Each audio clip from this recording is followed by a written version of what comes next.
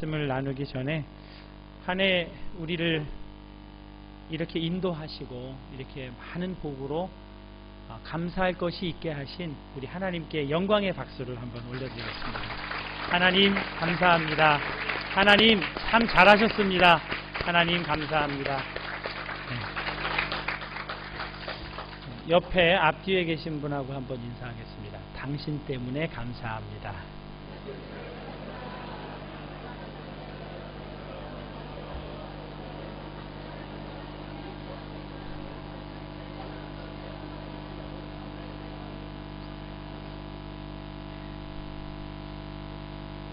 진심이시죠? 대학교에 입학하자마자 필독서라는 것이 있었습니다. E.H. 카라고 하는 역사학자가 쓴 책인데요. 역사란 무엇인가 라는 제목의 책이었습니다. 쉽게 읽혀지는 책은 아니었지만 저는 이 책을 통해서 역사가 무엇인지 조금은 알게 되었습니다. 옛날에 있었던 일들을 모아놓은 기록이 역사가 아닙니다. 역사는 옛 유물을 발굴 조사하는 것만으로 이루어질 수 없습니다. 옛 정부 형태를 암기하고 외우는 것도 아닙니다. 외우실 수 있으시겠어요? 광인, 효영, 수경영. 예, 여러분을 모범생으로 인정합니다. 그러나 조선 왕조의 역대 왕 이름 목록 나열이 역사가 될 수도 없습니다. 과거의 모든 사건이 다 역사가 될 수 없습니다. 의미 없는 모든 말과 행동과 사건, 옛날 일이라고 해서 역사가 될 수 없습니다. 의미 있는 일만 역사입니다. 오늘의 나와 우리에게 의미 있는 일, 그것이 역사입니다. 그러니까 역사는 현재의 나를 나 되게 한 일, 또 현재의 내가 이런 모습으로 사는 이유를 밝혀주는 옛 일이 역사인 것입니다. 그래서 역사가는 역사를 기록하기 전에 반드시 가치의 재평가를 합니다. 오늘의 관점에서 가치 있는 것만 역사 기록에 남기고 오늘을 이루는데 아무 관계가 없다면 선택하지 않습니다. 가치 있는 일만 역사입니다. 따라서 우리는 역사를 공부하면 역사에서 배우는 것입니다. 아무리 대단해 보이는 사건이나 일도 시간을 이기지 못하고 사라져 버리는 것들은 무엇들인지를 역사에서 배울 수 있습니다. 또한 아무리 하찮게 보여도 사람의 마음에 오래도록 남는 것이 무엇인가를 생각하게 해줍니다. 그런 의미에서 보면 요셉은 대단한 역사가라고 하겠습니다. 자신의 지난날의 가치를 재평가할 줄 아는 사람이었기 때문입니다. 형들의 미움을 받아 노예로 팔려간 인생입니다. 여주인에게 모함을 당해 지하 토굴에 갇힌 사람입니다. 그럼 인생이 끝난 것이나 다름없습니다. 그렇게 인생이 끝날 줄 알았는데 요셉이 기사회생했습니다. 자신의 인생에 대한 기막힌 재해석 때문이었습니다. 어느 누구의 도움도 없이 바로의 꿈 해몽으로 애굽의 총리가 되었습니다. 요셉의 재해석에는 재해석의 부분에서 생각나는 기도문이 한 편 있습니다. 라인홀드 니버라고 하는 미국의 아주 유명한 윤리학자의 기도입니다. 하나님이여, 나에게 내가 변화시킬 수 없는 일에 대해서는 그것을 받아들일 수 있는 평정을 주시고 내 힘으로 고칠 수 있는 일에 대해서는 그것을 고칠 수 있는 용기를 주시며 그리고 이 두 가지 차이를 깨달아 살 수 있는 지혜를 허락하옵소서. 바로 이 지혜가 요셉의 재해석을 통하여서 나타나게 된 것이라 생각이 됩니다. 요셉의 꿈 해몽이 적중해서 7년간의 어마어마한 대흉년이 애굽과 그 인근 나라를 강타하게 됩니다. 요셉의 형들이 살던 땅에도 무서운 흉년이 찾아왔습니다. 굶주리는 가족들을 위해 형들이 곡식이 남아있는 애굽으로 와서 요셉 앞에 고개를 조아릴 때였습니다. 참 이해할 수 없는 힘든 일이 요셉에게서 일어났습니다. 창세기 45장 1절에서 8절까지의 말씀 세 번역으로 한번 읽어봤으면 좋겠는데요. 우리 여기 와 있는 우리 청소년 어린이들 다 이거 보이시죠? 대답 한번 해보세요. 청소년 어린이들 다 보이시죠? 네. 그럼 여러분이 이걸 한번 목소리 높여서 한번 읽어봐 주시겠습니까? 네. 네.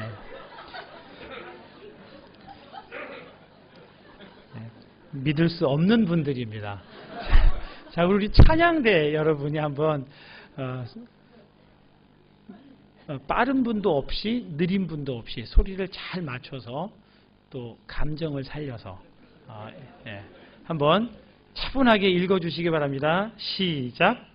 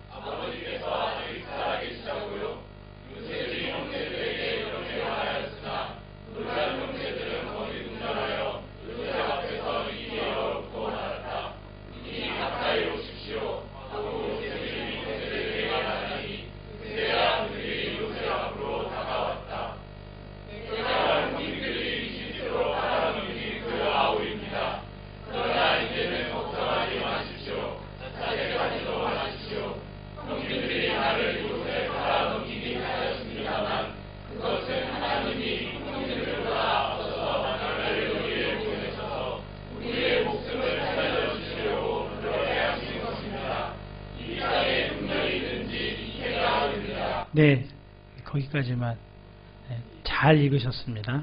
마음에는 별로 안 듭니다. 나머지는 제가 읽겠습니다. 앞으로도 5해 동안은 밭을 갈지도 못하고 거두지도 못합니다. 하나님이 나를 형님들보다 앞서서 보내신 것은 하나님이 크나큰 구원을 베푸셔서 형님들의 목숨을 지켜주시려는 것이고 또 형님들의 자손을 이 세상에 살아남게 하시려는 것입니다. 그러므로 실제로 나를 이리로 보낸 것은 형님들이 아니라 하나님이십니다.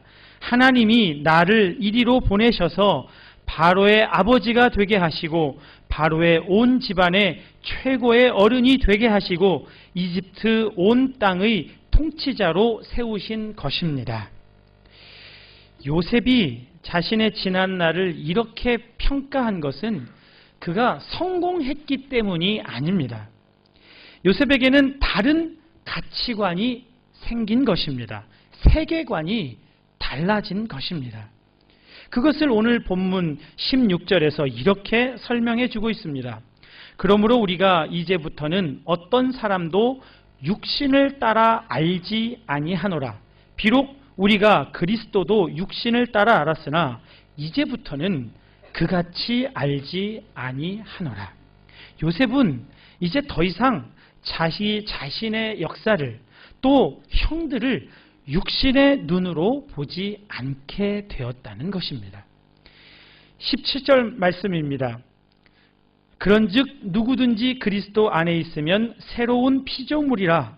이전 것은 지나갔으니 보라 새 것이 되었도다.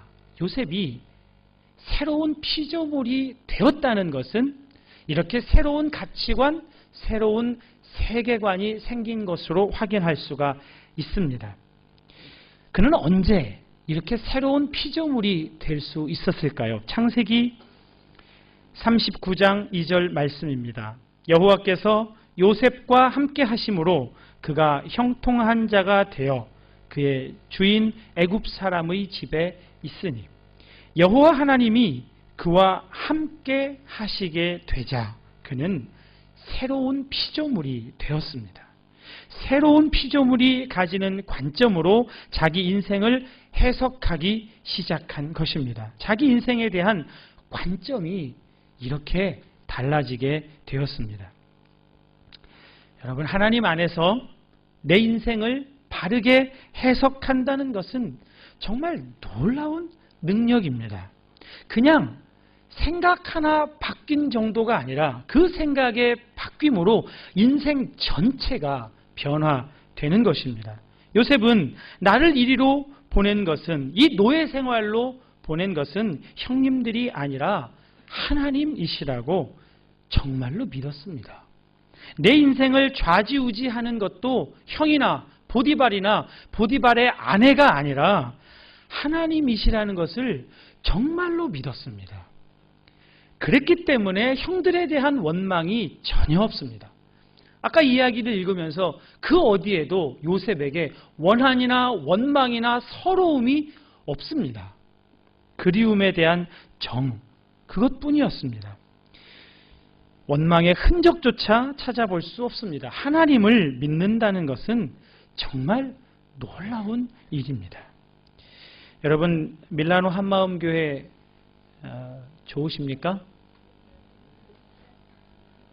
네, 이런 형편이라니까요, 우리가. 밀라노 한마음교회 마음에 드세요? 그럼요, 우리 교회인데요. 몇 가지 문제만 해결되면 행복할 것 같죠? 다 좋은데 언제나 이 몇 가지 문제가 항상 문제입니다. 이 문제, 몇 가지 문제만 아니면 정말 좋을 텐데 아직도 우리에게는 해결해야 할 문제가 좀 있습니다. 아니, 좀 많죠.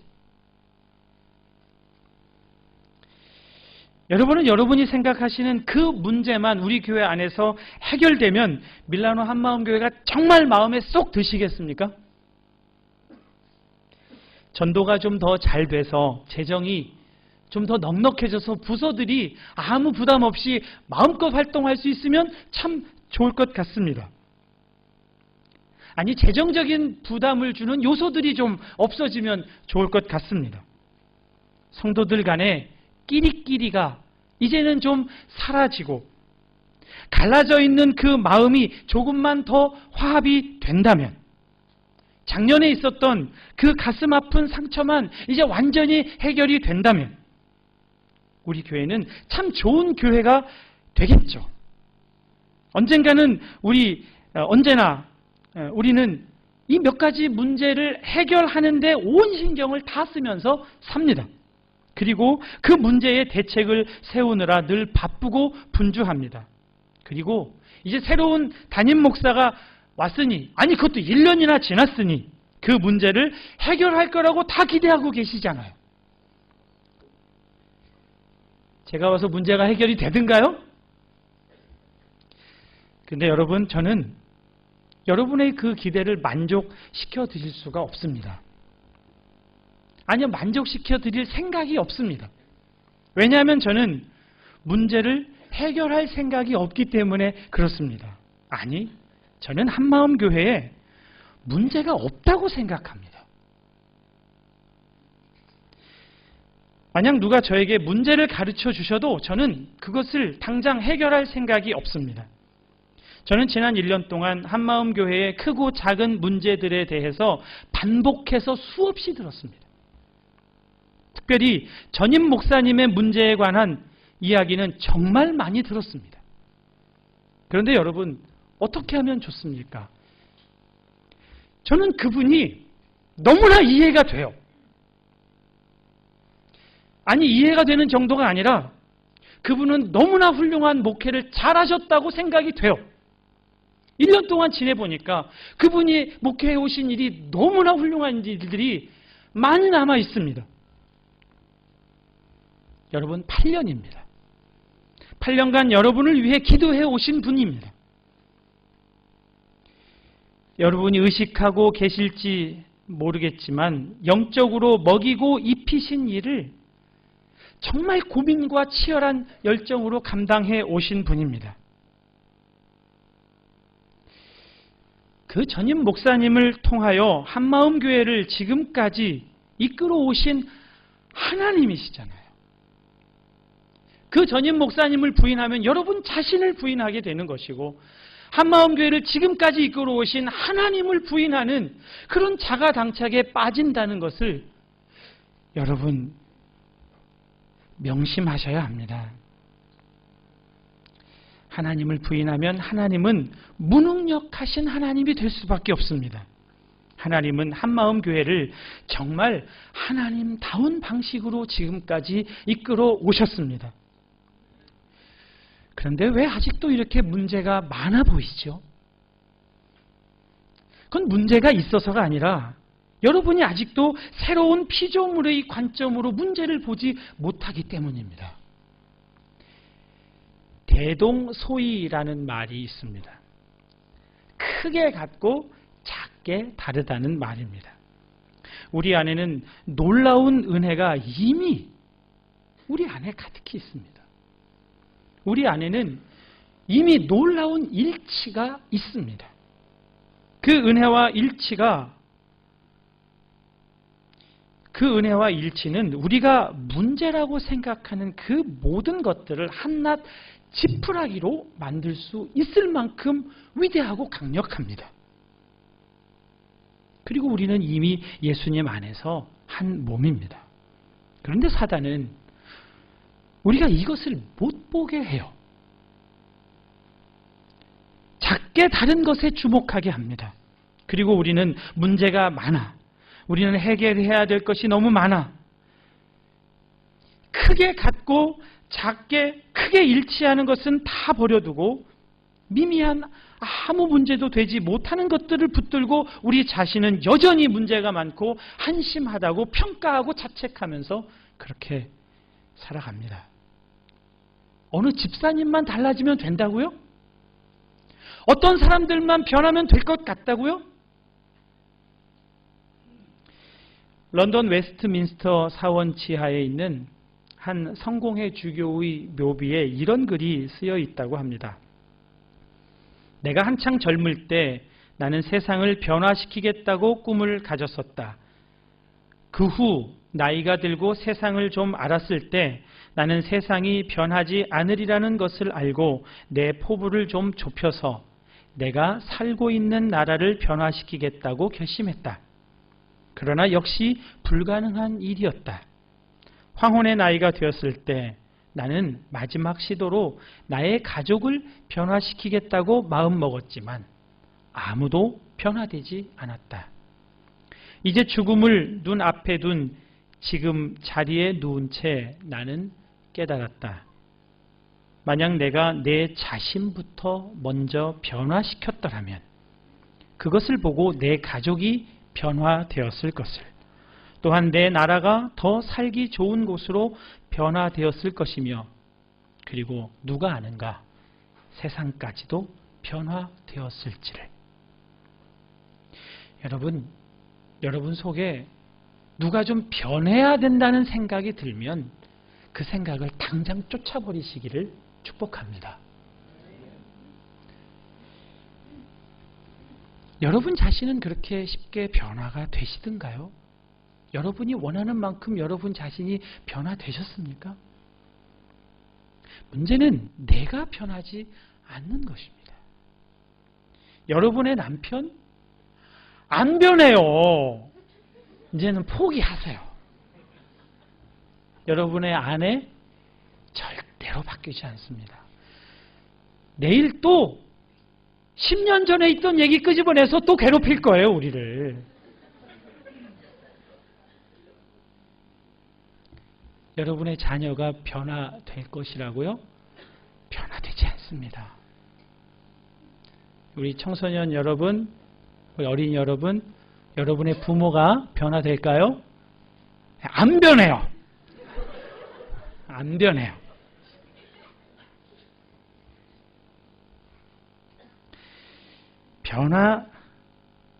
변화시키려고 하지 마세요.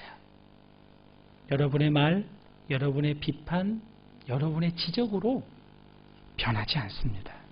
유일한 한 가지 방법이 있습니다. 여러분 자신이 변화되는 것입니다. 여러분의 보는 관점이 달라지면 됩니다. 어떻게 달라지죠? 여러분 안에 이미 하나님이 함께 하신다는 것을 믿으시면 돼요. 지금 하나님이 여러분 속에 계십니다. 여러분 안에 계세요. 그것을 정말로 믿으시면 됩니다. 그리고 여러분의 인생을 하나님이 기가 막히게 이끌고 계심을 믿으시면 됩니다. 네, 여러분 안에 이미 예수님의 영이 거하십니다.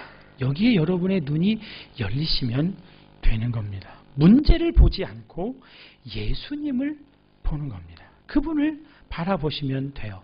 성령 충만 받으시면 됩니다. 어떤 분에게 성령 충만 받으라고 하니까 자기는 체력이 약해서 성령 충만을 못 받는다고. 이러고 막 이렇게 해야 되니까 성령 충만을 받아야 되는 거. 우리 제자 훈련을 하다 보니까 어떤 집사님도 그러시더라고요. 어느 집회 갔더니 계속 손 들고 있으라고 그래가지고 정말 성령 충만 받으려면은 체력이 강해야 되겠구나 이런 생각을 하셨대요.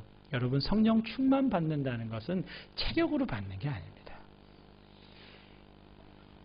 예수님의 영이신 성령님이 충만하다고 하는 것은 예수님으로 가득한 겁니다. 예수님 생각으로 가득한 거예요. 예수님 생각이 나면 예수님이 내 삶을 예수님이 원하시는 방향으로 이끄시고 변화시켜 주실 줄 믿습니다. 그러면 여러분에게도 놀라운 변화가 일어나게 됩니다. 한 여학생이 일찍 부모님이 돌아가시는 바람에 어릴 때부터 고모 밑에서 자랐습니다. 이 고모는 조카들을 키우느라고 시집도 못 가고 온갖 고생을 하면서 살았습니다. 여학생은 고모가 자기를 위해 희생한 것은 분명히 알았지만 날이 갈수록 심해지는 이 고모의 잔소리 때문에 반항심이 생기기 시작했어요. 특히 고모가 교회에 다니는 것을 이제 반대하니까 이걸 견딜 수가 없었습니다. 그래서 집에만 오면 숨이 꽉 막히는 것 같고 답답함을 느끼면서 계속해서 이 고모하고 계속 싸웠습니다. 교회에서 기도할 때면 언제나 고모와 싸운 것 때문에 회개를 계속하죠. 그런데도 해결이 안 됩니다. 그런데 어느 날 이 여학생은 내가 죽어야 내 대신 예수님이 내 안에서 역사하신다는 설교 말씀을 듣고 그 말씀에 큰 은혜를 받았습니다. 그리고 그 순간 나 대신 우리 고모를 예수님이 만나주신다면 얼마나 좋을까 그렇게 생각을 하게 되었습니다. 예배를 마친 뒤에 집으로 돌아간 이 학생이 집에 들어가기 전에 현관문을 붙들고 기도했습니다. 하나님, 저는 고모를 만나 안 싸울 자신이 없습니다. 저 대신 우리 예수님이 우리 고모를 만나주세요. 이 기도를 마치고 문을 여는 순간 아주 잔뜩 미간을 찌푸린 고모가 영락없이 잔소리를 이제 퍼붓기 시작을 하는 거예요. 너 또 교회 갔다 오는 길이지? 내가 너를 어떻게 키웠는데 너는 고모 말을 그렇게 무시하니? 내가 그렇게 교회 가지 말라고 그러는데 내 말을 그렇게 무시할 수가 있는 거야? 그런데 학생이 잔소리를 들으면서 전과 다른 마음이 들게 되었습니다. 이전 같았으면 고모 이러면서 반항을 했을 텐데 그날은 잔소리를 퍼붓는 고모의 얼굴에 주름살이 보이기 시작을 하는 거예요. 아무런 삶의 기쁨도 없이 조카를 보호해야 한다는 이 의무감만으로 십수년을 살아온 한 여인이 초라하고 지친 모습으로 자기 앞에 서 있는 것이 눈에 들어온 겁니다. 여학생이 눈물을 쏟았어요. 그리고 자기에게 소리를 질러대는 고모를 꽉 끌어안았어요. 그리고 아주 깜짝 놀라는 고모에게 여학생이 이렇게 말했습니다. 고모 많이 늙었어. 우리 때문에 너무 많이 늙었어, 고모.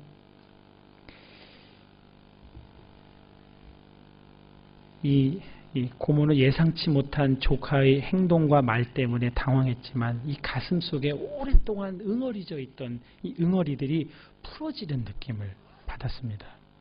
그날 고모와 조카는 서로 붙들고 한참을 울었다고 합니다.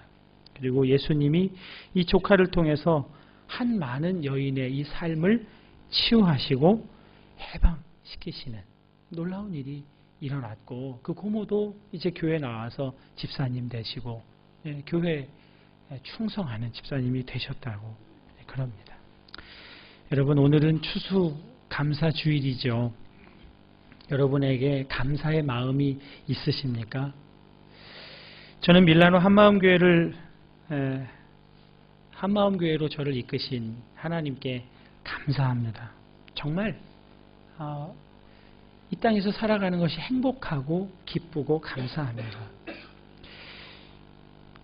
여러분은 제가 마음에 드세요?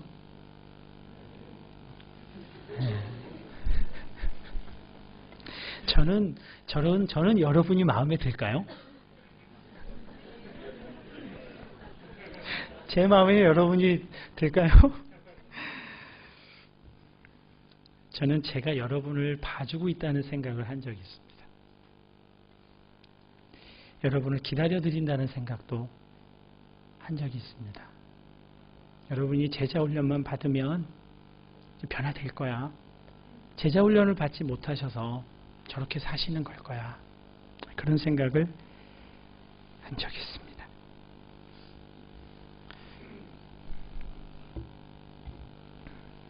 그런데 하나님은 제가 잘못 생각하고 있다고 깨우쳐 주셨습니다. 여러분을 목회한 것이 아니라 여러분이 저의 변변치 않은 목회를 받아주고 계신다는 것을 깨닫게 하셨습니다. 제가 여러분을 참아준 것이 아니라 여러분이 저를, 제 설교를 참아주고 들어주고 계시다는. 그래서 더 충만한 목사, 더 온전한 목사가 되기를 기대하면서 기다려주면서 참아주고 계신다는 것을 하나님께서 깨닫게 해주셨습니다. 여러분에게 감사합니다. 한마음교회에는 3명의 교역자가 있습니다. 서태영 목사님, 이상필 전도사님. 제가 이분들과 잘 지내고 있는 것처럼 보이세요? 사이가 좋아 보이나요? 서태영 목사님과 이상필 전도사님이 제 마음에 쏙 들어서 그렇게 잘 지내고 있는 거겠죠. 저는 두 분을 제가 참아드린다는 생각도 한 적이 있습니다. 그런데 하나님은 두 분이 저를 참아주고 계시다는 것을 깨닫게 하셨습니다. 저는 참 허점투성이입니다. 그런데 두 분이 저를 기다려 주셨어요. 담임 목회 초보인 저를 두 분이 깊은 이해와 넓은 마음으로 이해해 주셨습니다. 저는 두 분에게도 정말 감사드립니다. 제 아내와 제 자녀에게도 그렇습니다. 저는 제가 이들을 사랑하고 제가 참아주고 기다려준다는 생각을 했습니다. 그런데 그게 아니었습니다. 저와 함께 살아주어서 제 아내가 감사하고 제 자녀로 지내주어서 제 자녀에게 감사합니다. 제 안에 계신 예수님이 이것을 깨닫게 하십니다. 저는 밀라노 한마음교회의 문제를 해결하는 사람이 되고 싶지 않습니다. 문제를 해결할 생각이 없습니다. 저는 지금까지 밀라노 한마음교회를 통해 이리 오신 예수님께 주목하고 싶습니다. 밀라노 한마음교회 창립 멤버들을 통해서 지금까지 이루신 하나님을 기뻐하고 그 하나님이 그들을 통해서 지금까지 해오신 일에 주목하고 싶습니다.